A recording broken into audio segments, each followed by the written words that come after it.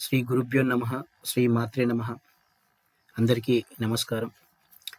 ఈరోజు మనము కుజదోషం గురించి మాట్లాడుకోవడానికి ప్రయత్నం చేద్దాం. అసలు ఇది దోషమా యోగమా అనేది ముందుగా గమనించాలి. దీనివల్ల వ్యక్తి యొక్క జీవితంలో ఎలాంటి పరిణామాలు జరగబోతున్నాయి, ఎలాంటి ఇబ్బందులు తను ఎదుర్కోబోతున్నాడు అనే విషయాలను దీని ద్వారా చాలామంది మనకు తెలియజేస్తూ ఉంటారు. కాబట్టి ఇది యోగమా దోషమా అనే విషయాన్ని ముందు మనము పరిశీలన చేద్దాం. ముందుగా మా యొక్క ఈ ఆస్ట్రోవేస్ 999 ఛానల్ని ఎవరైనా కనుక సబ్స్క్రైబ్ చేసుకోలేకపోతే సబ్స్క్రైబ్ చేసుకోండి. ఇక్కడ ఆస్ట్రాలజీ గురించి మంచి విషయాలు మాట్లాడుకోవడానికి ప్రయత్నం చేస్తున్నాం. అవన్నీ మీ ముందు ఉంచడానికి నేను ప్రయత్నిస్తున్నాను. ఇకపోతే మన యొక్క టాపిక్ కుజదోషం. దీని గురించి మాట్లాడుకోవడానికి ప్రయత్నం చేద్దాం. ముఖ్యంగా వైవాహిక జీవితానికి జాతకంలో కుజదోషం అంటే చాలా పెద్ద ప్రతిబంధకమని, దీనివల్ల విపరీతమైనటువంటి పరిణామాలు జరుగుతాయని ఒక దురభిప్రాయం అనేది ప్రబలంగా ఎక్కువగా ప్రజలలో ఉందని మనము చెప్పుకోవచ్చు. ఈ కారణంగా ఈ వ్యక్తులు వివాహ సంబంధాలను చూసేటప్పుడు ప్రథమంగా తమ యొక్క జాతకాలు సరిపోతాయా లేదా అని చూసుకొని దాని తర్వాతే మిగతా విషయాలను పరిశీలనకు తీసుకుంటున్నారు. ఇటీవలి కాలంలో ఇది చాలా ఎక్కువగా ప్రచారంలోకి వచ్చిందని మనము చెప్పుకోవాలి. అసలు ఈ కుజ దోషం అంటే ఏమిటి, అసలు ఏ స్థానంలో కుజుడు ఉంటే ఇలాంటి ఫలితాలు అనేటివి ఇస్తాడు, అసలు దీన్ని ప్రతిపాదించింది ఎవరు, ఇలాంటి విషయాలు మనము ఎవరు కూడా విచారించరు. కాబట్టి ఒక జాతకాన్ని పరిశీలించేటప్పుడు దీని యొక్క పూర్తి వివరాలు ఎక్కడి నుంచి గ్రహించారు, ఏ విధంగా దీన్ని మనం తీసుకుంటున్నాం అనేది పూర్తిగా గ్రహించిన తర్వాతే తన యొక్క వ్యక్తి యొక్క జీవితం పైన కుజుడి యొక్క ప్రభావాన్ని పరిగణించాల్సినటువంటి అవసరం ఉంటుందని మనం చెప్పుకోవాలి. ముఖ్యంగా మనం ఇక్కడ చూస్తే జాతక చక్రంలో ఒక 12 రాసులు అనేటివి మనకు ఉన్నాయి. ఈ 12 రాసుల్లో ఛాయాగ్రహాలతో కలుపుకుంటే అంటే రాహుకేతులతో కూడా కలుపుకుంటే మనకు 9 గ్రహాలు అనేటివి ఇక్కడ మనకు అందించారు మన యొక్క ఋషులు. అలాగే 27 నక్షత్రాలను మనకు అందించారు. ఆ 27 నక్షత్రాలకు ఒక్కొక్క నక్షత్రానికి 4 పాదాల చొప్పున అంటే 108 పాదాలు మనకు విభజించి మన యొక్క ఋషులు అందించారు. ఈ 12 రాసుల్లో అంటే మేషం మొదలుకొని ఒక్కొక్క రాశికి 9 పాదాల చొప్పున విభజించబడి మనకు మన యొక్క ఋషులు అందించారు. అంటే చంద్రుడు ఏ నక్షత్రంలో స్థితి పొందితే దాన్ని అనుసరించి ఆ వ్యక్తి యొక్క జన్మరాశి అనేది నిర్ణయించబడుతుంది. అలాగే జన్మ సమయాన్ని అనుసరించి ప్రతి ఒక్క మానవుడికి 12 రాసుల్లో ఏదో ఒక రాశిలో జన్మ లగ్నము అనేది ఉండేటువంటి అవకాశం ఉంటుంది. అలాగే జాతక చక్రంలో మనకున్నటువంటి 9 గ్రహాలు కూడా ఏదో ఒక రాశిలో స్థితి పొందేటువంటి అవకాశాలు ఉంటాయి. కాబట్టి అందులో కుజుడు కూడా ఒక గ్రహం. కాబట్టి ఈ కుజుడు ముఖ్యంగా లగ్నాత్తు కానీ చంద్రాత్తు కానీ శుక్రాత్తు కానీ 2, 4, 7, 8, 12 ఈ స్థానాల్లో ఉన్నప్పుడు దాన్ని కుజదోషం కింద మనకు పరిగణిస్తూ ఉన్నారు. అలాగే ఈ రాసుల్లో కుజుడు ఉండడం వల్ల ఆ వ్యక్తి యొక్క జీవితంలో తన యొక్క వైవాహిక జీవితంలో ఎలాంటి ఇబ్బందులు ఎదుర్కొంటాడనేది దీని ద్వారా చాలామంది చాలా రకాలుగా వివరించారు. కానీ ఇది ఎంతవరకు నిజం, ఏ విధంగా దీన్ని మనం పరిగణించాలనేది కనుక గమనిస్తే 12 రాసుల్లో ప్రతి రాశికి ఏదో ఒక గ్రహంతో సంబంధం అనేది తప్పకుండా ఏర్పడేటువంటి అవకాశం ఉంటుంది. అలాగే ఇక్కడ మనం కుజుని కనుక తీసుకుంటే ఇక్కడ ఇచ్చినటువంటి 2, 4, 7, 8, 12 ఈ స్థానాల్లో కనుక మనం తీసుకుంటే కనుక ఇంచుమించుగా ఒక 6 రాసులు 6 రాసుల్లో కుజుడు ఉన్నప్పుడు కుజదోషం కింద పరిగణిస్తున్నారు. అంటే మనకు జీవితంలో ప్రతి ఒక జాతకాన్ని కనుక పరిశీలిస్తే 100కి 90% జాతకాలు పూర్తిగా ఈ దోషాన్ని కలిగి ఉంటాయని మనం చెప్పుకోవచ్చు. అలాగే కొన్ని గ్రంథాల్లో కనుక గమనిస్తే మనం పురుషునికి 2, 4, 8, 12, 7 ఈ స్థానాల్లో కుజుడు ఉన్నప్పుడు తన భార్యకు అనారోగ్యం కలగడం లేదంటే భార్యకు ఏదైనా ఇబ్బందులు కలగడం అనేది మనకు తెలియజేశారు. అలాగే స్త్రీ జాతకంలో 2, 12, 4, 7, 8 ఈ స్థానాల్లో కుజుడు ఉన్నప్పుడు భర్తకు ఒక రకమైనటువంటి ఇబ్బంది నష్టం అనేది జరుగుతుందని తెలియజేశారు.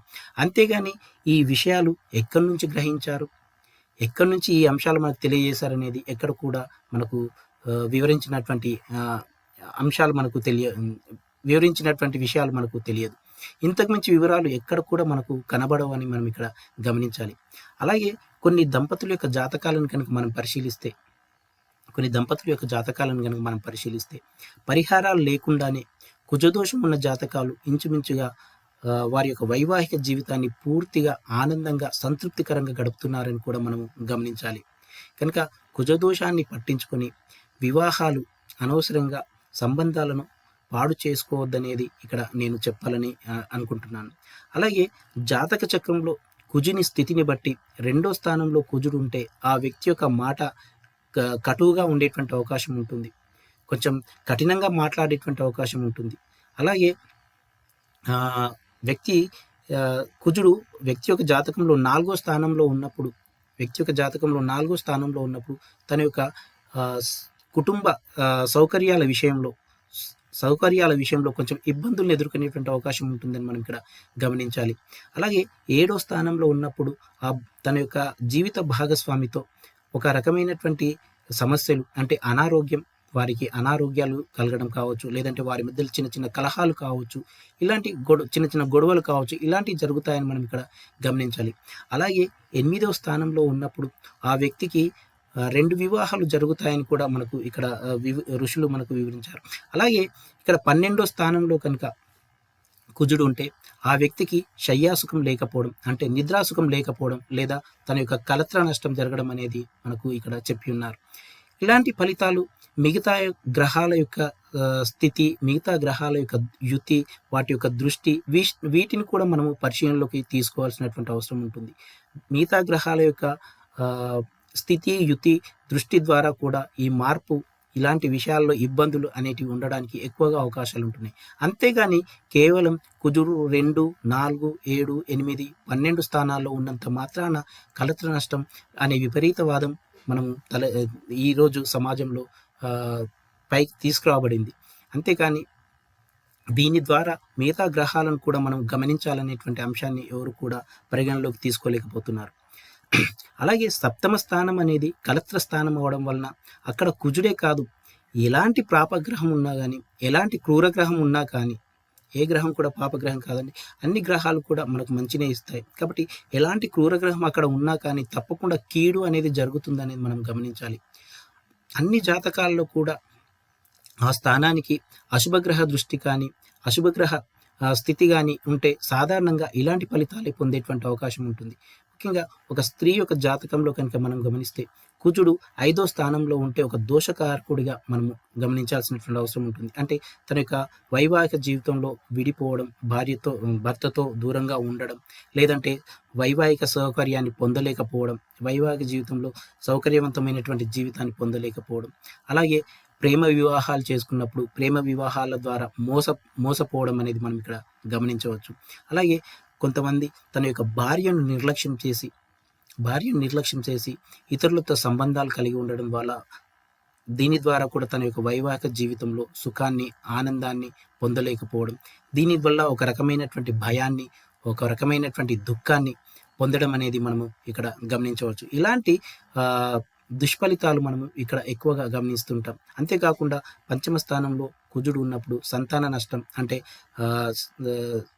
సంతాన స్థానం కాబట్టి అక్కడ కుజుడి ద్వారా సంతాన నష్టం జరిగేటువంటి అవకాశం ఉంటుంది.